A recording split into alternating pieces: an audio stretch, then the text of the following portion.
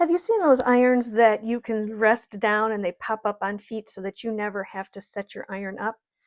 Well, I have one of those. And I often wonder, why can't all of my irons be this way? So, especially my mini iron. If you've ever wondered that, then I have something to show you that's going to solve the problem. This is a silicone iron rest, and it is by Dritz. And you can see it is much like the silicone you've seen in bakeware and many other places. When I am sewing using my mini iron, which I do quite a bit, I don't like keeping it upright because I knock it over all the time.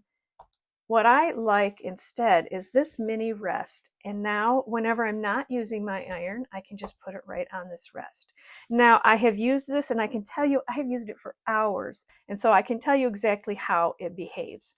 What happens is your ironing mat will heat up and it will eventually heat up through the bottom too. So you just want to make sure that you do set it on an ironing surface underneath. So whether that's your ironing board or your ironing mats, for me this is a fabulous combination. Is my ironing mat next to me for small units, my small iron next to me with my rest. Now as I'm working on things, I don't have to worry about it knocking it over.